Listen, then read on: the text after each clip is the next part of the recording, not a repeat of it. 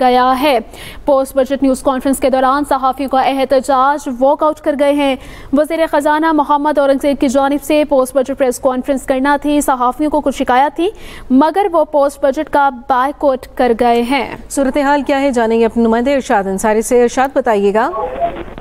आज ही देखें, आज जो है वो पोस्ट बजट प्रेस कॉन्फ्रेंस थी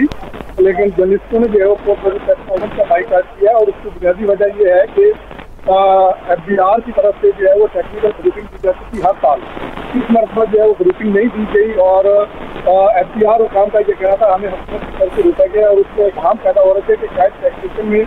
कोई बहुत बड़े पैमाने पर इन्होंने जो है वो खुफिया टैक्सेशन किया या ऐसे ड्रैकोनियन जो है वो अमेंडमेंट किए जिससे टैक्स पेयर्स को बड़ा नुकसान होगा और उसको मख्फी रखने के लिए जो है वो हुकूमत की तरफ से FBR को रोका गया कि वो टेक्निकल जो है वो ब्रीफिंग ना दे ताकि लोगों तक हक़ाइक़ ना पहुँच सके। और उसकी वजह से जो बीच के जो रिपोर्टर्स हैं इकॉनमी के उनको जो है वो टैक्सेशन कंट्रोल का जो मामला थे जो फाइनेंस में अमेंडमेंट की थी उसमें काफ़ी जो है वो प्रॉब्लम्स दरपेश आई। तो उससे उन्होंने एहतजाज किया कि आप जो है वो जो टैक्सेशन के हवाले से जब इक़दाम उठाते हैं और हमेशा ये होता था कि आप रेवेन्यू टैक्स भी देते थे और ये भी देते थे कि जो इक़दाम उठाए गए हैं उससे कितना एडिशनल रेवेन्यू होगा और कितना रिलीफ मिलेगा और फिर ये भी बताया जाता था कि किस टैक्स में कितनी अमेंडमेंट की है और जो लास्ट में अमेंडमेंट की है उसके टैक्स क्या होंगे, लेकिन इस पर ऐसा नहीं किया गया। और ये मेजर जो है वो बताया था। अभी जो है वो टैक्सी खजाना के साथ बातचीत हो रही है और बाकी जो बाकी टीम के लोग हैं वो आए हुए हैं, उनसे जर्नलिस्टों की बातचीत हो रही है और वो मनाने की कोशिश कर रहे हैं लेकिन अभी तक जो है वो जर्नलिस्ट बाइकआउट नहीं है। जी ठीक है इरशाद, ये भी बताइएगा कि क्या शिकायत का अजाला किया जा रहा है, शिकायत दूर करने की कोशिश की जा रही है? आज ही देखिए वो अभी बातचीत हो रही है, टैक्सी खजाना भी आए हुए हैं, इकोनॉमिस्ट भी हैं और मार्की टीम के जो दूसरे जो मेंबरान हैं वो भी इस वक्त जर्नलिस्टों के साथ जो है डिस्कस कर रहे हैं लेकिन अभी तक जो है वो मामला हल नहीं हुआ है और जर्नलिस्ट जो है वो दोबारा जो है प्रेस कॉन्फ्रेंस में नहीं गए हैं। लेकिन जर्नलिस्ट ये कहते हैं कि वज़ीर ख़जाना को और चेयरमैन FBR को जहाँ होना चाहिए था तो वो आके वजूहात बताएं क्योंकि जब हम FBR के काम से रब्ता करते थे टैक्सेशन सेंटर का पूछने के लिए तो वो कहते थे कि हमें खुद जो है वो इतना मालूम नहीं है और जर्नलिस्टों का यही वो कहना है कि इसका मतलब है कि बजट जो है वो किसी और ने बनाया कि FBR भी इससे लाजम है और शायद इस वजह से FBR को ब्रीफिंग से रोका गया क्योंकि उसके पास उन चीज़ों के सवालात के जवाब नहीं थे जो जर्नलिस्टों ने करने थे क्योंकि बजट में क्या अमेंडमेंट की गई है और कौन से टैक्सेशन जो है वो बजट किए गए हैं तो शायद जो बजट हाजिर में उनको करनी चाहिए, शायद उनको भी मालूम नहीं है और बजट कहीं और से बंद किया है और उन्होंने शायद इसको जो है उसमें छक्का लगाया और इस वजह से FBR हुकाम को जो है ब्रीफिंग से रोका गया। ये जो है वो जो उनके दरमियान जर्नलिस्टों और बाकी टीम के मेंबरान के साथ जो तबादला ख्याल हो रहा है जिनका वो इन चीज़ों पर हो रहा है। जी इरशाद अंसारी, ये भी बताइएगा कि गुज़श्ता रोज़ FBR की जानिब से जो टेक्निकल ब्रीफिंग ना देने पर सहाफ़ी सरापा एहतजाज हुए हैं तो वज़ीर ख़जाना की जानिब से क्या रद्द अमल और क्या मौक़िफ़ सामने आया है? जी आपकी आवाज़ थोड़ी कम आ रही है, सवाल कर देंगे। जी इरशाद अंसारी, मैं आपसे पूछ रही हूँ कि गुज़श्ता रोज़ FBR की जानिब से जो टेक्निकल ब्रीफिंग ना देने पर सहाफ़ी जो है सरापा एहतजाज हुए, सारी सिचुएशन पर वज़ीर ख़जाना की जानिब से क्या मौक़िफ़ सामने आया है? जी वज़ीर ख़जाना अभी इसमें नहीं आए हैं, बाहर जर्नलिस्ट आगे थे और ये टैक्सी खजाना और दूसरे लोग हैं और जर्नलिस्ट यही कह रहे हैं कि वज़ीर ख़जाना और चेयरमैन आके बात करें और वो बताएं कि उन्होंने आपको भेज दिया और आप आके जो है वो ये हमेशा से यही रवायत होती है कि इक़दाम जो है वो कर दिए जाते हैं लेकिन फिर जो है वो उसको हल करने के लिए जो है वो दूसरे लोगों को भेज दिया जाता है। तो वो कहते हैं कि आप वज़ीर ख़जाना जो चेयरमैन FBR आए और वो आके बताएं कि उन्होंने कैसे काम क्यों किया है तो फिर हम जो है वो कोई करते हैं आपसे जो है वो सोचेंगे कि हम ब्रीफिंग में जाएं या ना जाएं और फिर आप जो सारी चीज़ें होती हैं मिस रिपोर्टिंग का इल्ज़ाम जो है वो जर्नलिस्ट कम्युनिटी पे लगा देते हैं कि जबकि ये सरकार की जिम्मेदारी होती है, जो टेक्निकल चीज़ समझते हैं ये उनकी जिम्मेदारी होती है कि हर वक्त आप जो है वो लोगों को उसके बारे में आगाह करें ताकि आवाम के पास वो चीज़ जा सके जो रियलिटी है। जर्नलिस्ट या कोई भी जो इस शोबे से मुतल्लिक़ जो लोग होते हैं कि वो फिर इत्तफाक करते हैं टैक्स कंसल्टेंट से, टैक्स लॉयर से, FBR ऑफिशियल से या FBR के जो एक्स ऑफिसर्स होते हैं उनसे और वो फिर जो है वो उनको जो है उसकी जो तकरीर होती है कवानीन में जो अमेंडमेंट की होती है वो बताते हैं। अगर कोई उसको अपने अंदाज से और अपने हिसाब से जो है उसको इंटरप्रेट करके जर्नलिस्ट को बताता है और वो उसको पब्लिश करता है तो फिर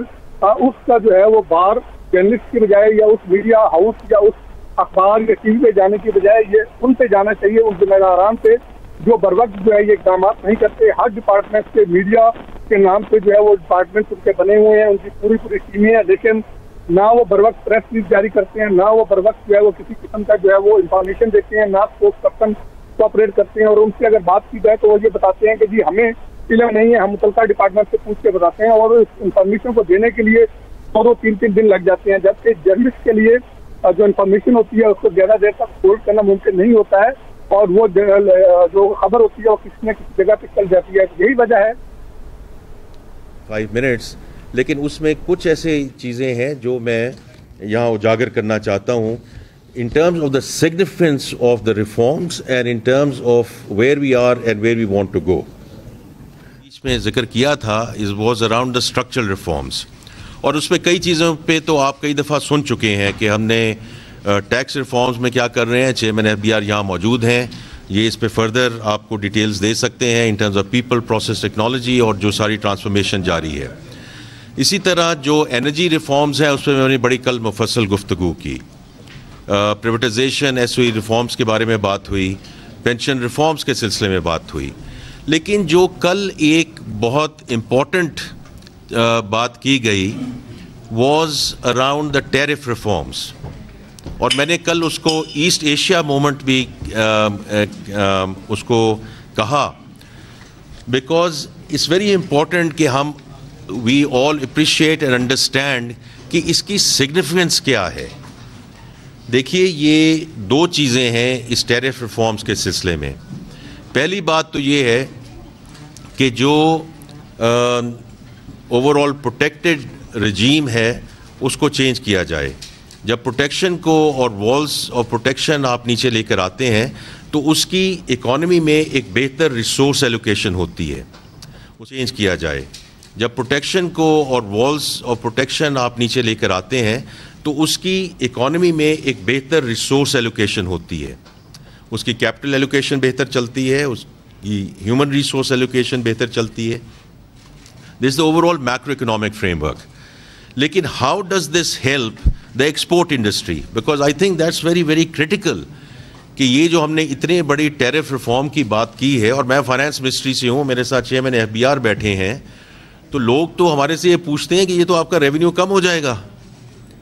लेकिन अगर हमने इस मुल्क को एक तरीके से आगे लेकर जाना है और ऑन अ स्ट्रक्चरल बेसिस हमने एक्सपोर्ट लेड डिस्कशन की तरफ जाना है, जो हम बार बार कहते हैं कि we are going to change fundamentally the DNA of the economy, ताकि जब हम ग्रोथ की तरफ जाएं तो we don't get into a dollar situation, we don't get into a balance of payment problem,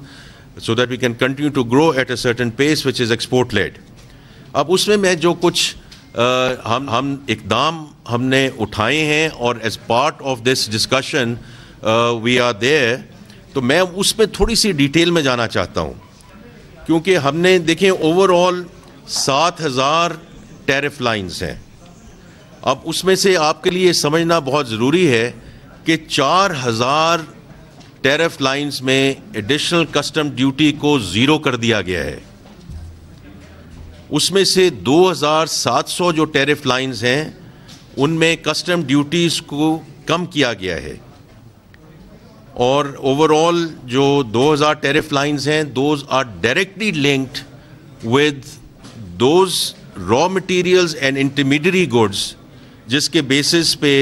exporters को फ़ायदा पहुंचेगा, क्योंकि उनकी कॉस्ट रिडक्शन होगी जिससे वो competitive होंगे and they will be able to export more इंशाल्लाह as we go forward। ये अब मैं बात कर रहा हूँ ईयर 1 की, और हम इसको बतदरीज इसको